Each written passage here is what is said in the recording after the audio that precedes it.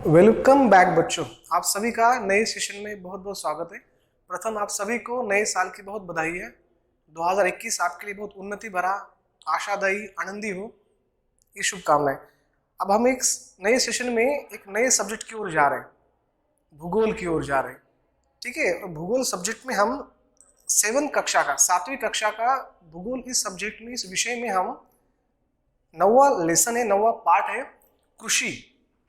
कृषि के बारे में आज हम जानकारी लेने जा रहे हैं। एक कृषि बेटा, वर्ड तो छोटा है बट बहुत ही मीनिंगफुल वर्ड है कृषि। उसके साथ आता है किसान, सही कि नहीं? तो बेटा आपको बता दूं कि लगभग अपने भारत इस गणतंत्र देश में 70% से भी ज्यादा आबादी एक खेत पे, कृषि पे निर्भर है। हमें गर्व है कि पूरे विश्व में अपना देश जो है कृषि प्रधान देश इस नाम से जाना जाता है।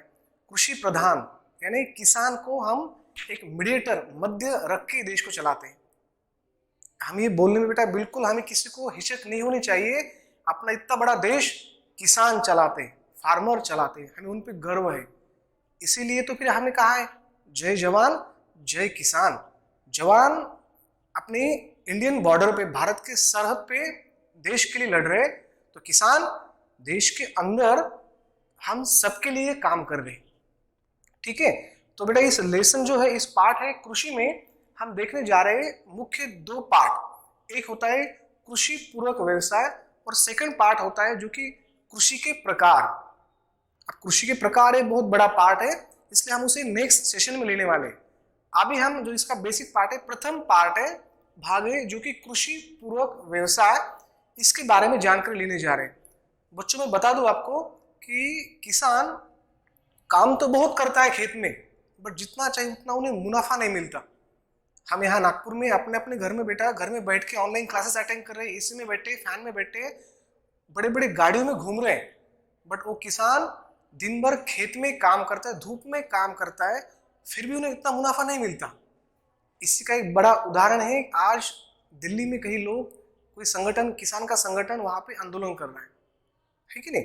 तो इसलिए अगर किसान के खेती के बाद, कृषि के बावजूद उनको कुछ अलग करने से कुछ अलग मुनाफा मिले, तो ये उनके लिए डबल कुछ अच्छी बात होगी, है कि नहीं? कि something is better than nothing, but double is better than बहुत कुछ, है कि नहीं? तो इसलिए हम कृषि पूरक व्यवसाय, इसकी प्रथम जानकारी लेने जा रहे हैं। कृषि पूरक, पूरक का मीनिंग होता है उसके साथ, कृषि के साथ, कृषि यानी क्या? खेती, फार्मिंग।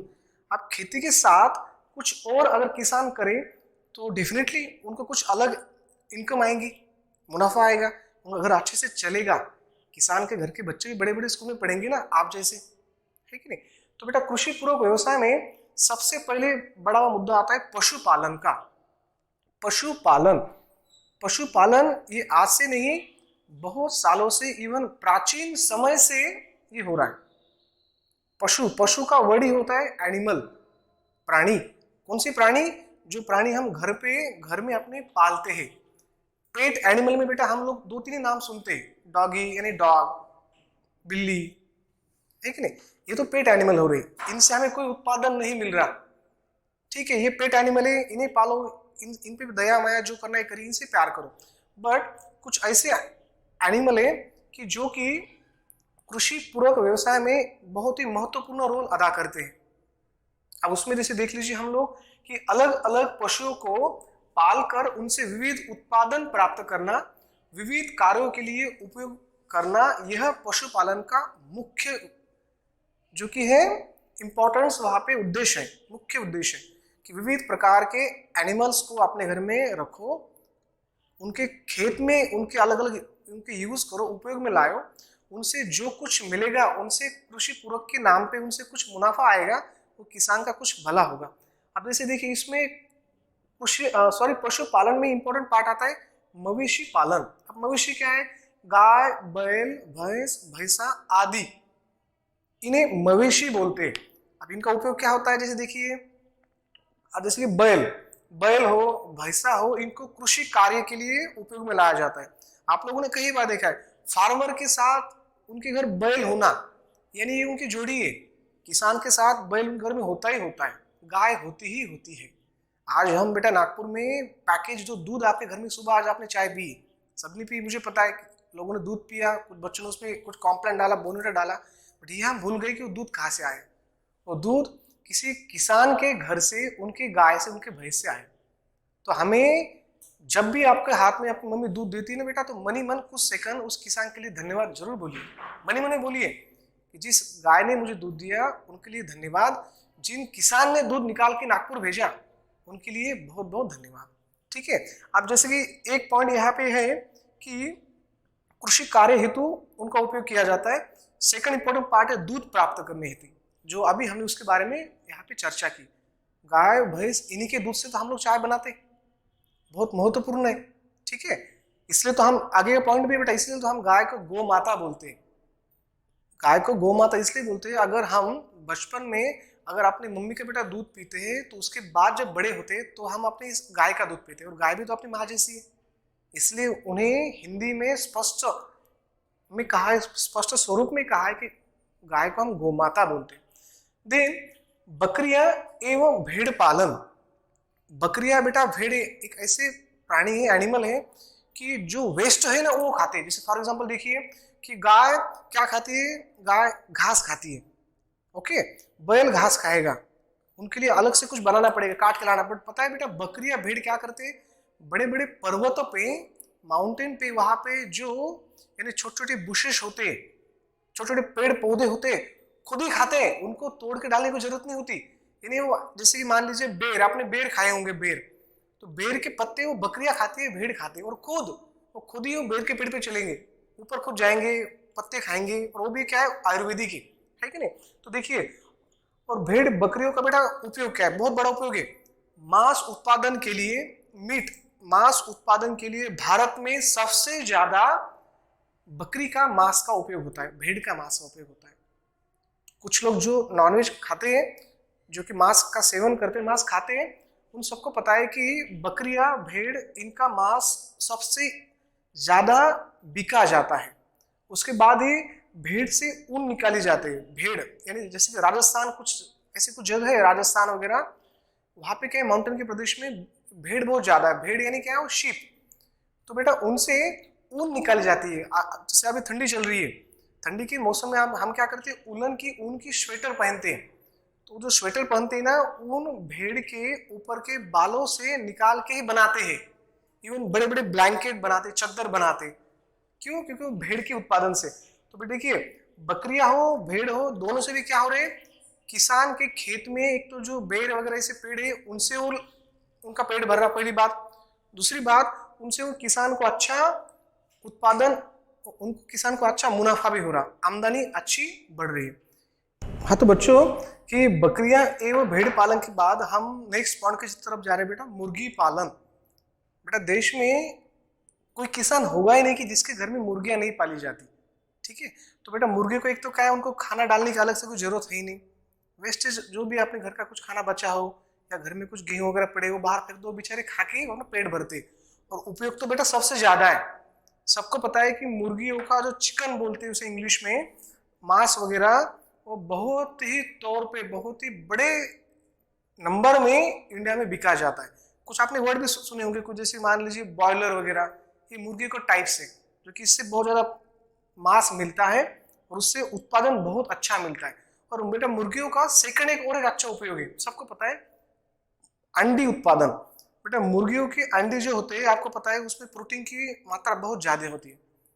तो जो बच्चे अंडे खाते हैं, उसका दूध पीते हैं, उनके लिए क्या, उनकी एनर्जी भी अच्छी होती है, स्ट्रांग बनते हैं, ठीक है, उनका आरोग्य स्वस्थ होता है। ठीक है, कृषि पूरक व्यवसाय में बेटा नेक्स्ट पॉइंट आपने लिए, जो कि है मधुमक्खी पालन, हनी बी। सबको पता है बेटा, मधुमक्खी यानी हनी बी, और जो हनी होता है, जो जो इसमें देखिए शहद होता है, ये सबको पसंद है। अभी बहुत बहुत कंपनी है, फॉर एग्जांपल पतंजलि जैसी कुछ कंपनी है कि नहीं। इन लोगों ने तो पता है क्या किया, बड़े बड़े ब्रांड ने किसानों से टाइप कर लिया कि जो किसान जो है, फार्मर है, कृषि में अपने अपने वहां पे मधुमक्खी का पालन करेंगे, फिर वहां से जो शहद निकलेगा ना, वो बड़ी बड़ी ब्रांडेड कंपनियों को भेजते। फिर लोग क्या करते, उस शहद में कुछ प्रोसेस करने के बाद उसको पैक बनाते। वही पैक आज हमें ब्रांडेड में बड़े बड़े दुकानों में मिलता है, पैक। बट बेटा आपको बात बता, तो वही किसान का बेटा ओरिजिनल शहद खाता है, without any process, without any branding. उनकी पर्सनल ब्रांडिंग होती है। तो बेटा इस मधुमक्खी पालन में शहद के साथ मोम भी पाया जाता है, मोम है कि नहीं, इससे मोमबत्ती वगैरह अपने घर में बनती है, कैंडल, आपके बर्थडे की कैंडल, और ये कृषि पूरक है, इससे भी काफी मुनाफा किसान को मिल सकता है। नेक्स्ट वन बेटा मत्स्य पालन। मत्स्य यानी मीनिंग क्या, उसने फिश, मछलियां, उसमें कुछ एग्जाम्पल है जो अच्छे अच्छे जो मछलियों के एग्जाम्पल जिससे अच्छा उत्पादन मिले, अच्छी ब्रांडिंग हो, जैसे फॉर एग्जाम्पल वाम, रोहू, रावस, कोलंबी आदि। ये बेटा कुछ मछलियों के टाइप्स है, ठीक है, टाइप्स ऑफ द मछलियां कुछ बोल सकते हैं फिशेस के। अब ये सारे मार्केट में आपको बेटा मिल जाएंगे, जिनको जो लोग मछलियां खाते हैं, है कि नहीं, जिनको अच्छा लगता है मछलियों की टेस्ट करना, वो लोग जरूर ये नाम नोट कर लीजिए और कहीं मार्केट में देख लीजिए, आपको मिल जाएंगे। अब इनके उपयोग क्या है बेटा, तो खाने के लिए बहुत मात्रा में। नॉनवेज में भेड़ बकरियों के बाद अगर देश में कोई एनिमल पंछी जो कटते हैं चिकन, उसके बाद नंबर लगता है मछलियों का, बहुत ज्यादा मायने में। देश में बेटा मछलियों का व्यापार बहुत ही बड़ा है, जहाँ पे समंदर, जैसे मान लीजिए मुंबई वगैरह आपने सुना होगा, मुंबई, गोवा वगैरह, कोंकण सुना होगा आपने, बहुत ही प्यारे जगह है कोंकण। बेटा कोंकण में तो मैक्सिमम 90% उनका बिजनेस ही यही है मछलियों का।